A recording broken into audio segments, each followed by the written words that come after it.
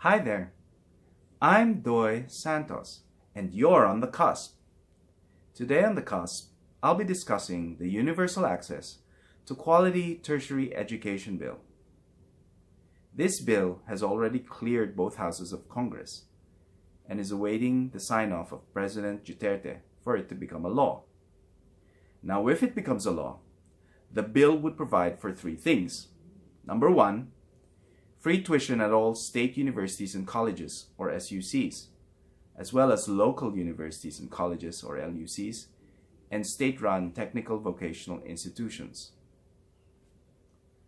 Number two, the law would create a tertiary education subsidy available to students enrolled at private higher education institutions, as well as TVIs. These students would have to belong to the bottom 20% of our society for them to be eligible for it.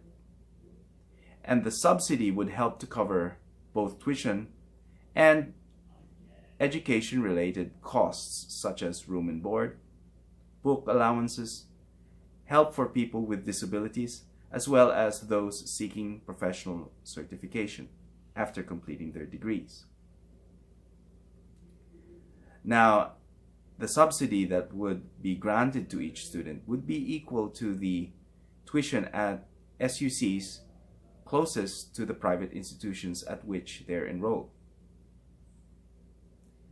Number three, the law would also provide income-contingent student loans available to students at both public and private institutions belonging to all classes of society. Now, it's called income contingent because a student with a loan would only have to repay it after they finished college and started earning an income commensurate to a college graduate. And so above this income, a student starts making repayments every payday. Below that threshold, that student would not be required to make any payments whatsoever. Of course, this assumes that the government can monitor and track the level of income earned by individuals, which is of course easier said than done. Now, the bill has actually been opposed by the economic managers in Duterte's cabinet, who've signed a memo stating that they oppose the bill on equity grounds. Equity grounds because the bill they assert is not really going to benefit poor households. They've cited a study which found that only 12% of the student population at SUCs belong to the bottom 20% of our society. The remaining 88% belong to the middle class and upper incomes. The University of the Philippines is a case in point because around 50% of students enrolled at our premier university are actually considered to be rich. So, creating this tuition exemption to all these students would actually benefit those in the middle and upper rungs of our society more than it would those in the bottom rungs. So that's why on equity grounds, the economists in Duterte's cabinet, as well as other economists outside government, have actually voiced their opposition to the bill. Now, because of that, a certain level of uncertainty surrounds this bill. Nobody knows whether Duterte will listen to his economic team or to the lawmakers.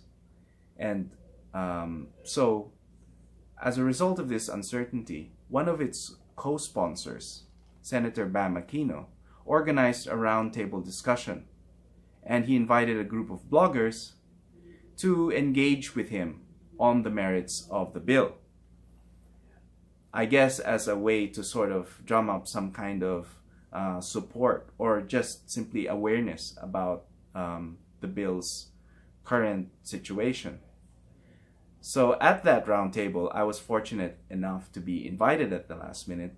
I started raising some of the economic concerns or the questions that policymakers in the economic portfolios have raised with regards to its ability to achieve its stated goals of helping the poor finish college.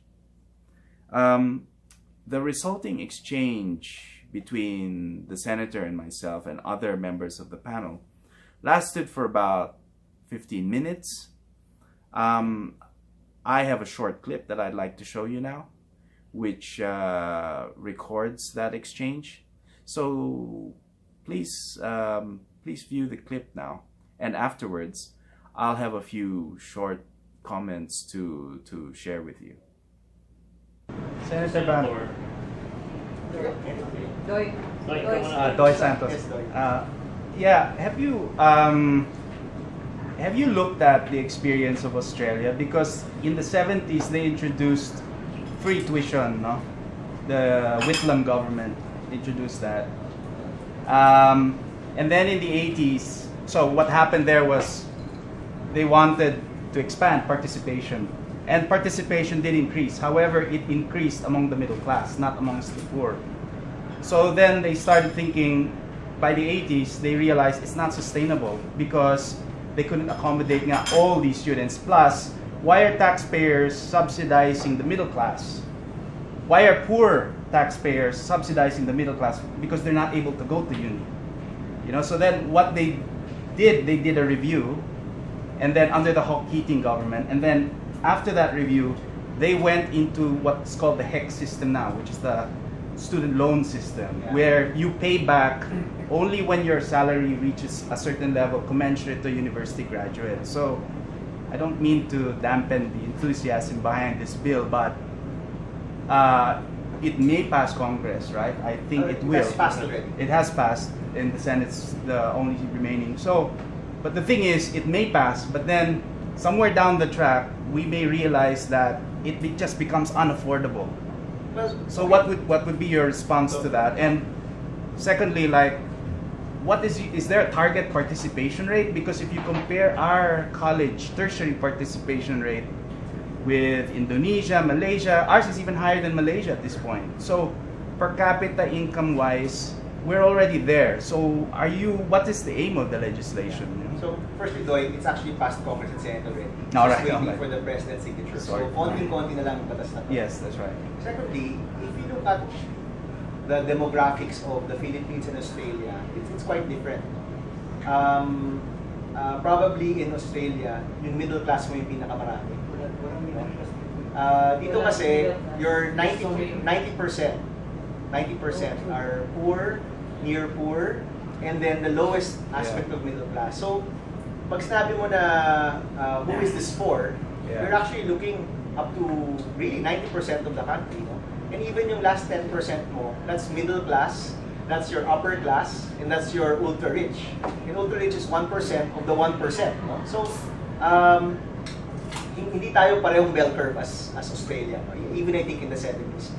This law, and again, some people have said, it will help, it won't only help the poorest of the poor. That's true. Totoo yan, because the poorest of the poor is your lowest, your two lowest deciles, so 20% of the country. But si third decile mo, all the way to 8th and almost 9th decile, are still Filipinos who need help. Ito yung near poor and almost middle class, if not at that barrier of middle class. Ganun yung demographics natin. And ganun din yung SUCs natin.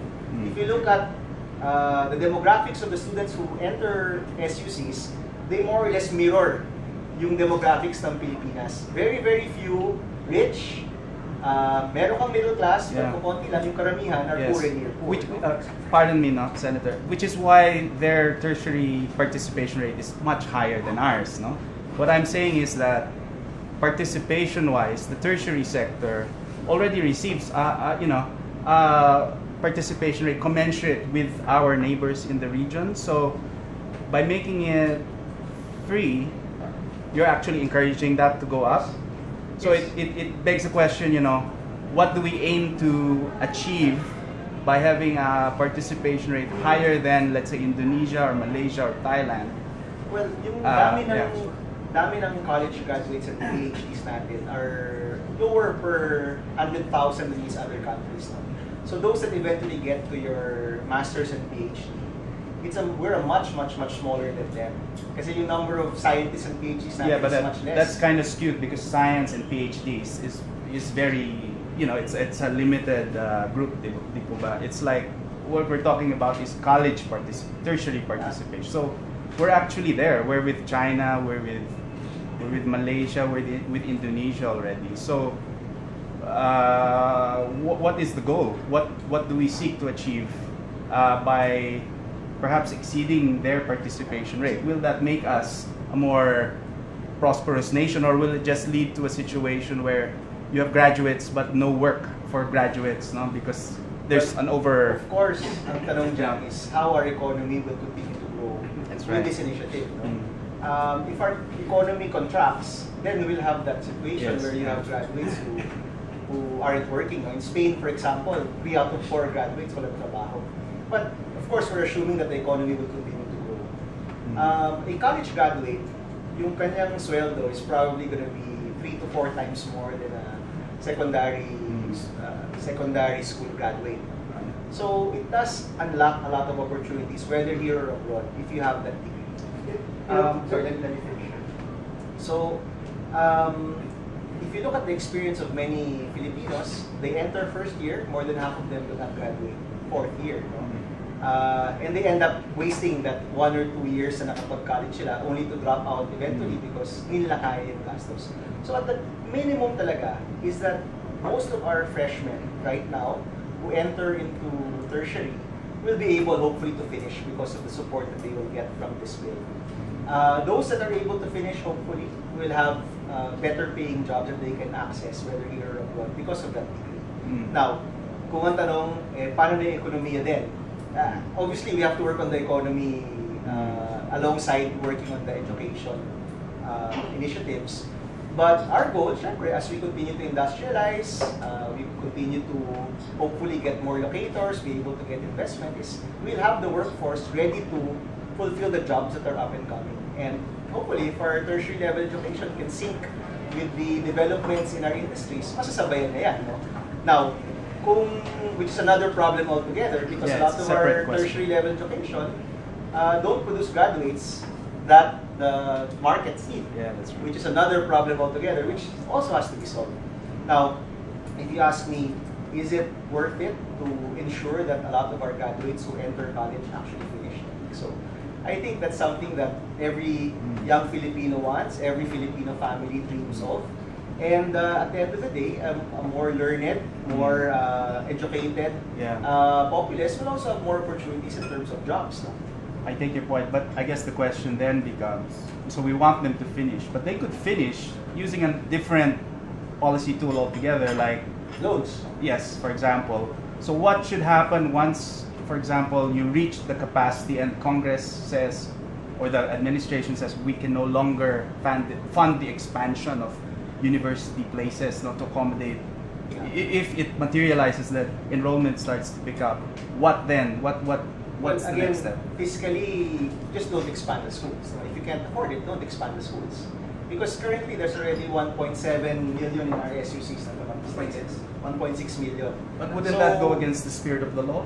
Because it's universal. It's supposed to be like anyone who wants to should be able to access that place. It's not, well, firstly, it's not anyone because you have to be a Filipino citizen. It's your first degree. Well, you can, yes, so, yeah. Meaning meron talagang kulatilya yan. Of course, of course. And part of it is simply the capacity of government to fund the schools. Kasi again, hindi siya unlimited.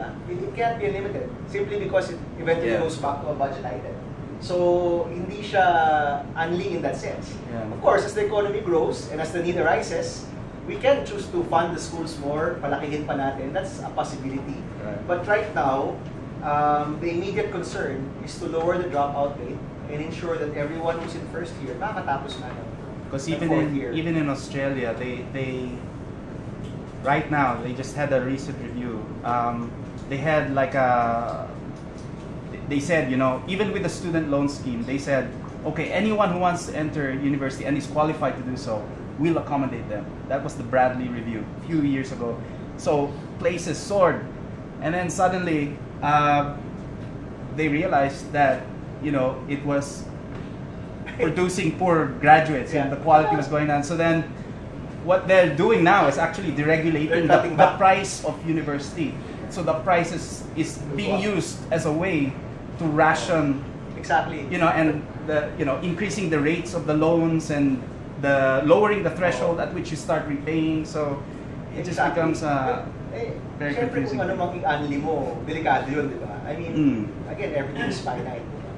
And the mechanism to be able to have a fiscal responsibility is really your expansion of the schools, whether you want to expand it or not. And Congress, of course, and the Senate, every year, pag deliberate yan, no? There will be some schools who will be applying for expansion. There will be some localities who will be passing charters for new local universities and colleges. Then it will be up to us to say, oh, ito, kaya to, we can expand, or ito, wag muna, or marami na kayo ditong SUC, we'll go for another place first. So there are mechanisms to safeguard that. No? Siyempre, pag inanli mo na lang ng basta-basta without any safeguards, delikado rin yun. Now, if our economy does really well, as it has been doing for the past couple of years, magtuloy-tuloy yun for maybe another 5 or 6 years, you could see that our demographic curve might shift. Maybe we might be closer to Australia na dumami yung middle class. Gumalaw, no? Gumalaw yung curve natin na what we have now. Then maybe then we will fund more the student program. Because every item has to be funded. And every item, every year, during the budget process, then dinidebate, pinag-uusapan, and there are ways to actually manage it based on what demographics we have. But currently, because our demographics are such, this is really the best option. I think if we pass the student loan program now, you would come up with what we have already, which is a lot of people avail of it, but nobody pays for it. If we're able to slowly show that the student loan program now that's connected to GSIS and SSS payments work, then you could see that that will be probably funded more in the years to come. Pero right now, considering where we are, considering yung deciles ng kung nasaan yung Filipino families, yung SUCs natin, this seems to be the best option right now. Hopefully, we're able to get some headway with these options. Sorry, sir. Yeah, I was just gonna say that there's an economic impact of this. Because yung sinasabi niya, they spend 35,000 pesos per semester. That will be freed up now. Yung parents niya, hindi na yung gagastos ng 35,000 to the tuition. So that will go to consumption. You know, that's 35,000 per semester, 70,000 per year. That's a lot of money that is now freed up. Hindi mo naman yung kailangan ibayad sa university because I think in the budgeting of your parents, education should be ranking number 1 or number 2, and second would next would be probably housing, right? So number 1, food. Yeah, food. So that's a lot of money. 70,000 a year is, you know, you can repair your house, you can buy other things. So invest. That's already an impact right there and then. Not only on the fact that, you know, now you can have more students graduating, but that I think is already quite in itself. Tulong sa ekonomiya. Yeah, for sure. That will go to consumption. Do you think a poor family can afford 70,000 a year? That's the top bracket UP. So yeah, that's right. but even then, from a ratio standpoint, kasi education ranks the top 3 among what a family spends. Sure. So that's a lot of impact. Have you been to the parking lot of AS Palmaho? It's full of Cars. fancy BMWs and whatnot. On that note, one of the provisions of the law, and this was also debated on the Senate, is the opt-out provision. The reason why we decided on an opt-out provision is because we didn't want to have a situation na kung saan, like in UP, not this year, no, Samuel, kung hindi ko nagkakamali, yung previous version ng socialized, kung saan ini-inspect ilan ba yung refrigerator ninyo, ilan ba yung cellphone, hindi na yung ginagawa ngayon, di ba? Hanggang now, ganun pa rin ba? we didn't want to have a situation where you would have that for 1.6 million students. Kasi we felt that by administering that kind of a parang background check would cost more. Kasi nga, 1 point lahat na gaganunin mo, di ba? So what we decided on instead, and again, looking at the demographics of the students sa SUC, is lahat makaka-avail, but you can opt out. And we're hoping that a school like PPD naman, and this is still up in the air kung ano talaga yung ending nito, because people are betting for and against it. Maybe close to 30 to 40% should be opting out of the free tuition.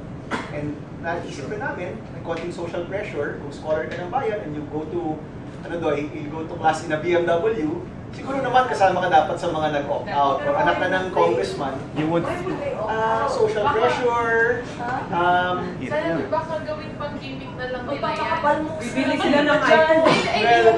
Well, tingin ko, Jane, kung gaano ka aktivista yung mga estudyante, I'm sure they will find a way to exert the social pressure. But We're back.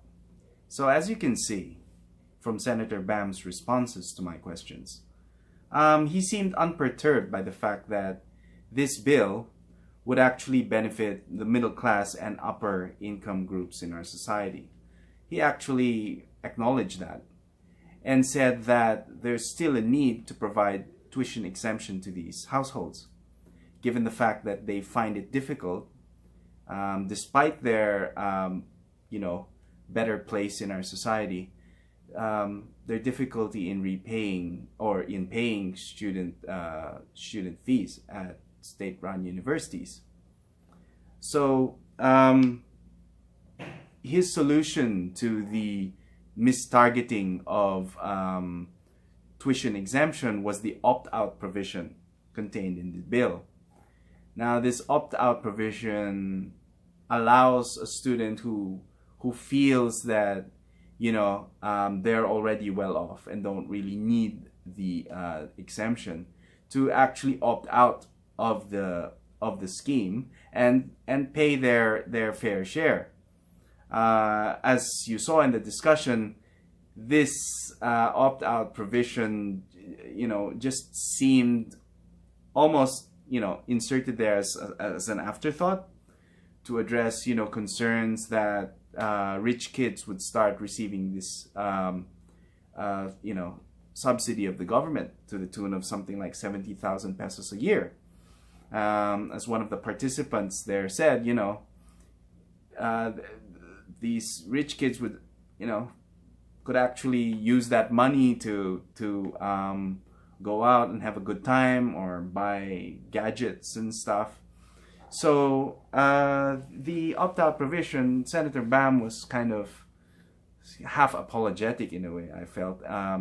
Just sort of acknowledged the fact that it's an imperfect bill, but nevertheless, it's probably, the best solution at this point, and maybe in the future,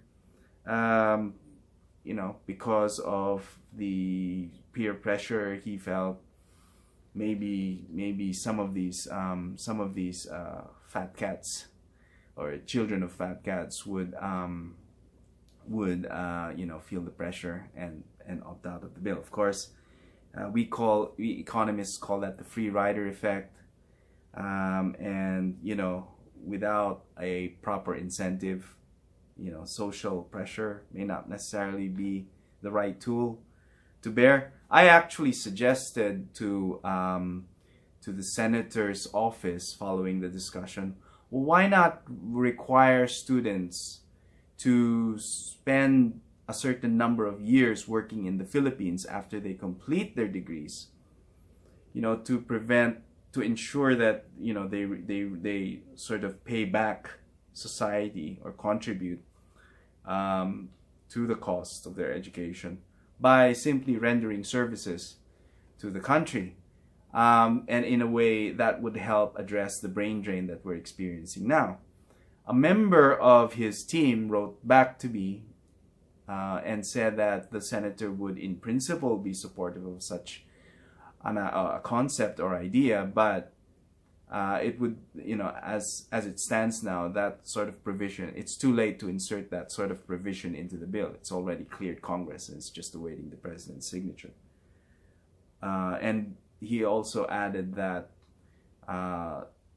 provided that there would be certain safety nets, quote unquote, although he didn't elaborate what those safety nets would mean. I suppose he's trying to say there that this requirement to pay back the tuition that I wrote in my proposal if you left the country, might actually be quite onerous to poor kids who finished university and then found a job overseas as a result. So, as it stands, the bill basically doesn't really provide a complete solution to that free rider problem. But as Senator Bam said, they're willing to wear that. They're willing to live with that for the time being. And when it came to offering student loans, the senator, when I put to him that, rather than offering tuition exemption, you could actually achieve the same outcomes if you provided concessionary student loans that were income contingent. He rightly stated that repayment rates of existing study now, pay later schemes are actually quite low. And so, expanding the scheme to make it universal would not actually provide sort of the returns to government that the student loan scheme would seek to attain. Nevertheless, I sort of felt that he sort of still gave some acknowledgement to, sometime in the future, we might actually come to a point in time where the student loan schemes actually start to, we start to witness higher repayment rates. And so it could be expanded down the track when the cost of tertiary education starts to mount and when we realize that it's become unsustainable. But for now, he feels the tuition exemption is the best way forward. Well, I just have to say this, the repayments of these loans may be low, but that's still a better return than providing absolute tuition exemption, because the repayment of that is actually zero. So a low repayment is actually better than a zero repayment in my view. So, and it's better to create an asset, a loan, where the government can see if it can collect somewhere down the track, because as the senator himself acknowledged, the existing student loan scheme, the UniFAST, or Unified Financial Assistance to Students at the tertiary level, has only been around for such a short period of time. The law creating UniFAST was enacted back in October, I think, 2015. So it's actually too early to tell what the repayment rates for that scheme would be. And so, one of the reasons why some policy analysts have opposed the bill is that you're introducing this structural change right after introducing another one. So we haven't even assessed whether the previous one was effective or not, and then you're already sort of counteracting that by introducing another scheme, which most students would gravitate towards, namely the tuition exemption rather than the student loans. So, overall, I feel that I still feel sort of a bit iffy about the tuition exemption, given that these reasons that I've just cited. The stated goal of the bill is to lift participation in the tertiary education sector.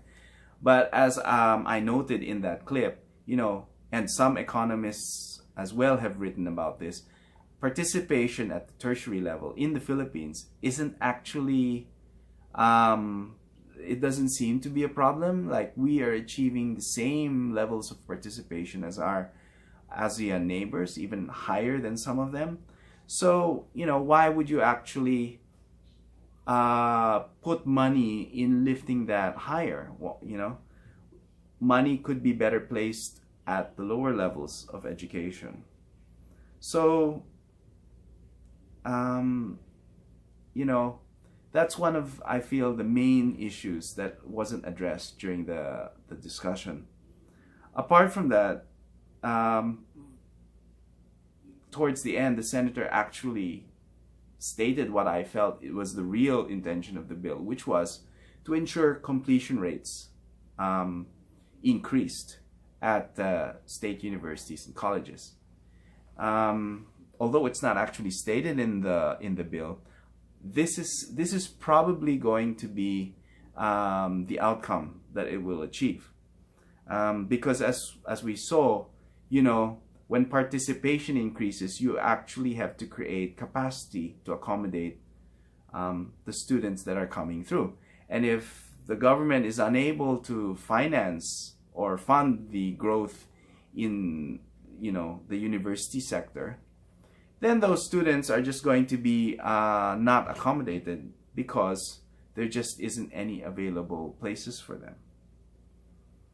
And there just seems to be an underestimation of just how fast the cost of tertiary education might rise in the coming years with this tuition exemption in place. I mean, during the Aquino years from 2011 to 2016, the SUC budget grew by an average rate of 9.3%. That's 9.3% per year over that time. And in fact, under President Duterte, the 2017 budget for SUCs actually increased by a whopping 28% from the previous year. So this accelerated growth, resulted in the SUC budget more than doubling from just under 28 billion pesos in 2011 to 56 billion in 2017. In 2017 alone, capital outlay rises from 5.5 billion in 2016 to just over 9 billion pesos. That is an astonishing figure, given that it was less than $250 million back in 2011. It was only about something like 236 million pesos back in 2011. So the rate at which SUCs are expanding is already, proceeding at almost at a astronomical level. Who knows where it will go now if this bill is enacted into law? So, as we saw in the discussion, the tuition-free scheme in the first semester of this year already costs the government 8 billion pesos, in addition to the 56 billion that's there. So what that means is that with the tuition exemption, the senator said that the cost would probably be somewhere in the region of 20 billion per annum, on top of already existing allocations. So you're talking about a huge expansion in tertiary education spending, which would not, of course, be recovered, and it would be recurring year after year. So, at the end of the day, do we as a society, this is the question I feel, do we as a society prefer to spend that money sending middle class and upper income kids through college, or spending that money helping poor kids gaining universal access to quality kindergarten education, which is, considered the best investment that we can make in a person's life? Because kindergarten, studies have found, the early years will impact the growth and development of a person throughout their lives. So, that's the question that we're faced with here. Is this a judicious use of public funds, given that the exemption is untargeted? You have a situation in UP now where you have socialized tuition fees, where the rich pay their fair share, the poor don't need to pay and actually get subsidies to help them with housing and books and so forth.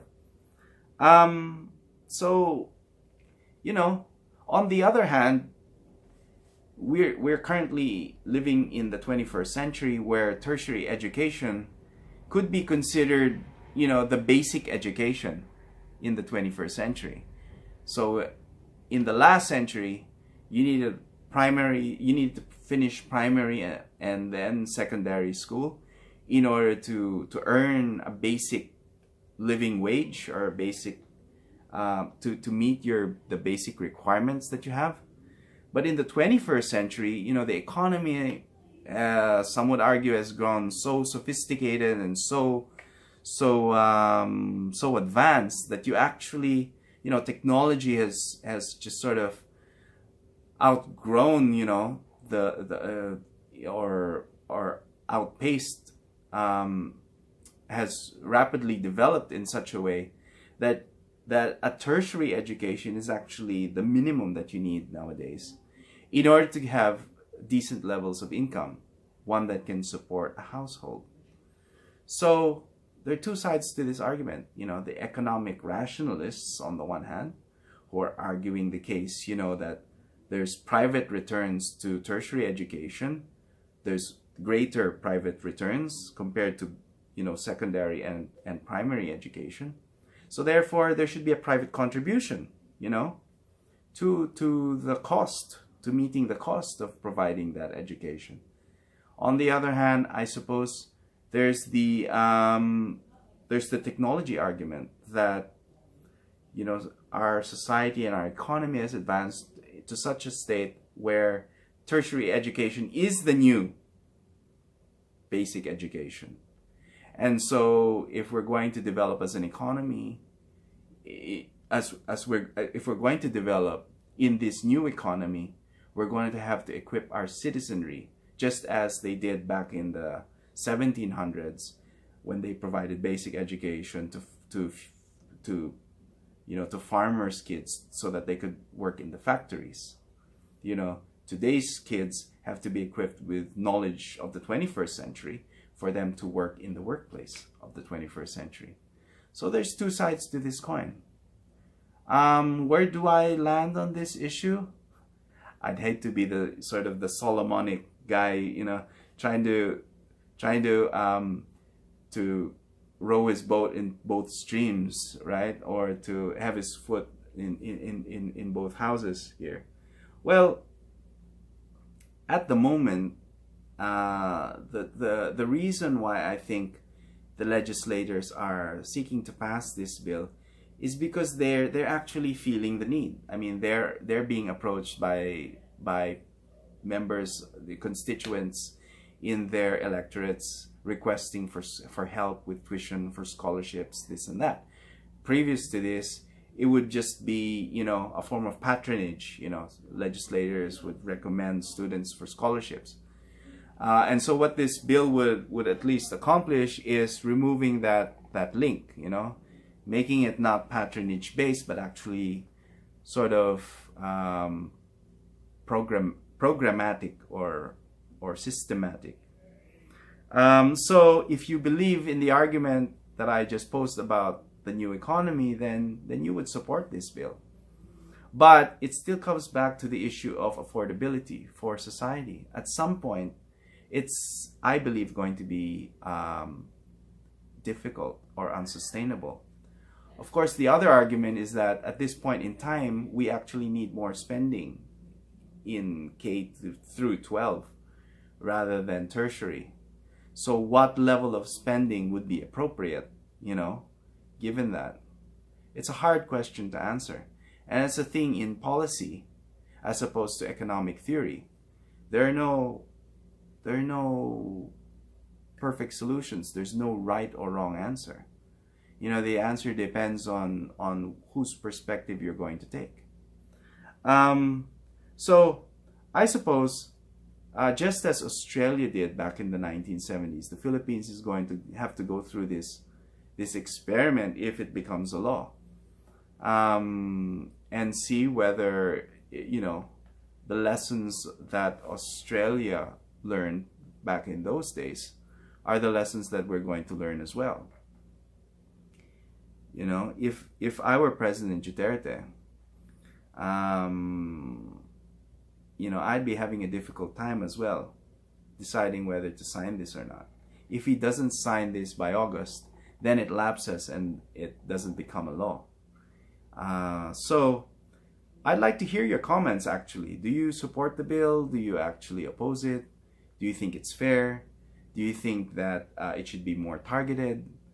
Send us your comments and let's keep the conversation going. This has been another edition of The Cusp. You can find future editions by logging on to cusp-ph.blogspot.com. You can also follow me on Twitter at cusp_ph or on Facebook at cuspPH. This has been Doy Santos. Thank you for watching. Hope to see you again on the next edition of The Cusp.